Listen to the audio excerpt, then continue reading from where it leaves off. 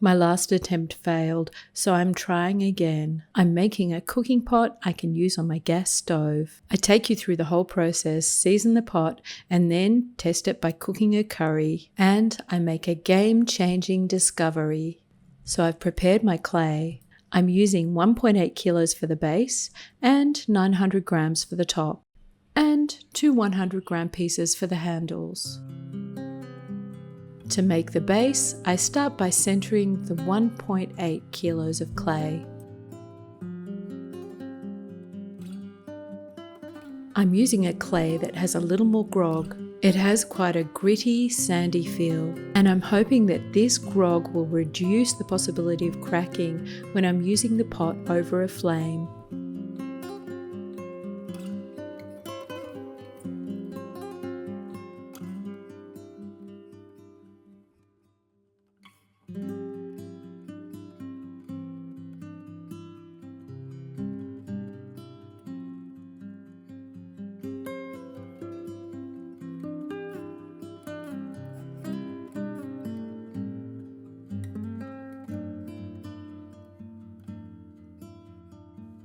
Once centered, I flatten the clay.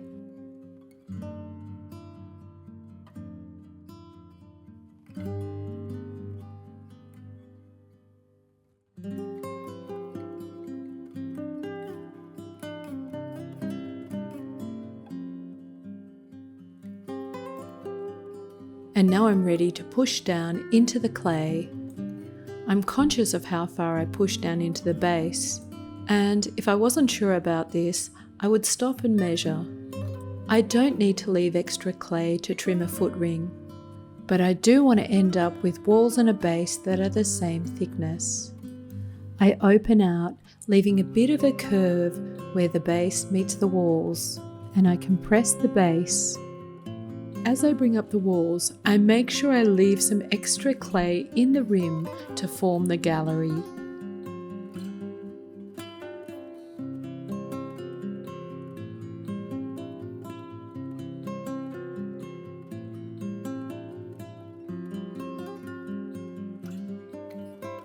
I bring up the walls to the height that I'm after, and now I press down into the rim to create the gallery. I trim around the base.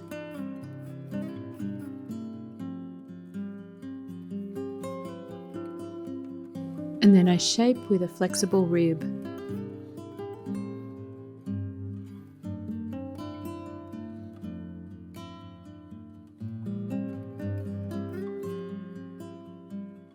I measure the gallery in preparation for making the lid.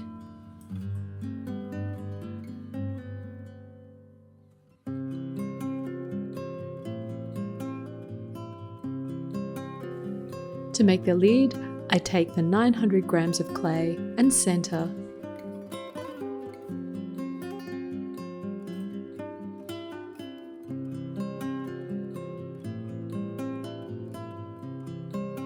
Once my clay is flattened, I bring it out to about 18 centimeters. And then I open out.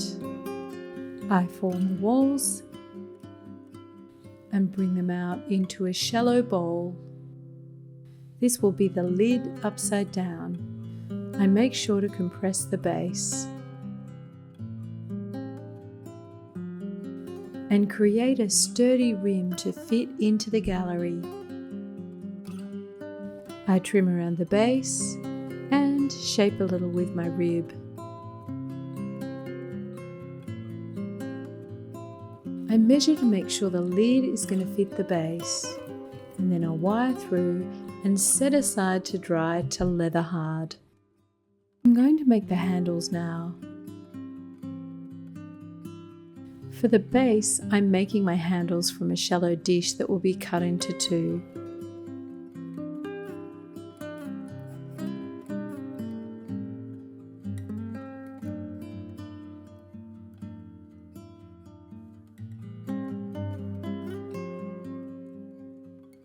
And for the lid, I make a smaller handle.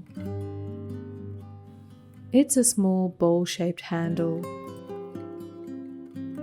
I center, and then I'll push down into the clay and open out into a small shallow bowl. I set all my pieces aside to dry to leather hard. So now that my pieces are leather hard, I'm going to trim the base. I secure the base with lugs of clay. And then I trim around the base of the pot. A rounded base with even thickness of walls and base will better withstand the heat of cooking.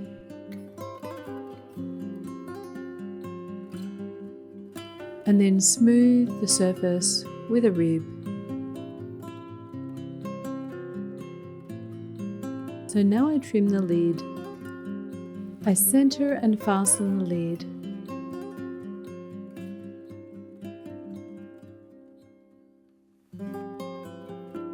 I'm just going to round the edge.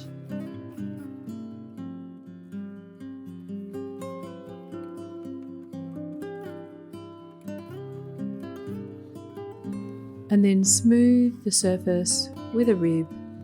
I don't want to use a wet sponge to smooth any surfaces with this clay, as it tends to bring the grog to the surface. I add the handle to the lid.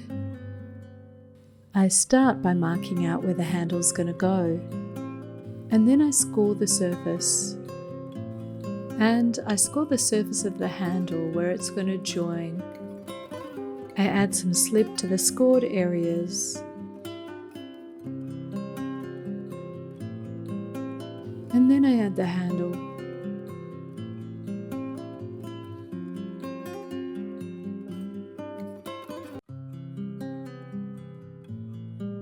I join the handle to the lid and add a small coil of clay.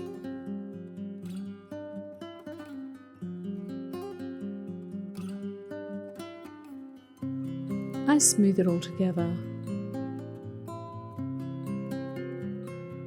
From the larger shallow bowl, I cut 2 handles for the base. These 2 handles will sit either side of the pot for easy lifting.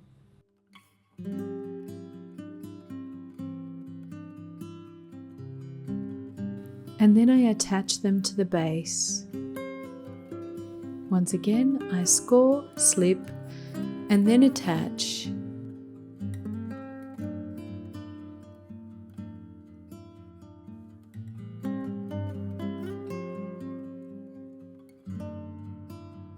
And in this case, I'll use a small coil to reinforce the join.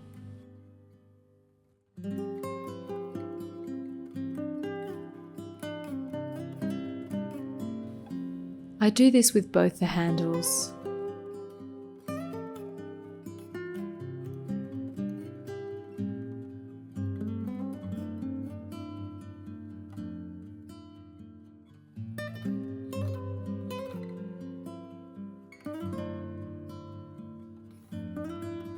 I tidy the joint surfaces and then check to make sure the lid fits well. And then I dry and fire. Because my pot won't be glazed, I can once fire. After firing, I soak and season. I immerse my pot in water for a few hours, and then I dry and brush the inside with oil. Finally, I put my pot in a cold oven and heat slowly and bake for a few hours. The first time I use my pot is to bake potatoes, which works just fine. And now I feel I'm ready to cook with my pot over a stovetop. So, to the game changer, I'm going to use this diffuser to cook over the flame. This was suggested by a super helpful subscriber in the comments section of my tagine video. I start rather gingerly by sautéing some onion, and as I add more ingredients, I become more confident and turn up the heat until I have a curry simmering away. I'm so pleased to be finally cooking on my stovetop with a pot that I've made. So here are 3 key considerations in making my cooking pot.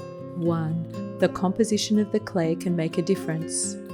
I've used clay with extra grog to help with the temperature fluctuations when cooking on a stovetop. 2. The thickness and shape of a pot can help the pot withstand those temperature changes. 3. My favorite subscriber tip: use a diffuser to distribute the heat evenly under the pot. And these have made all the difference. If you haven't watched my tagine video, why not take a look? My 3 considerations will work equally well. And as always, happy potting.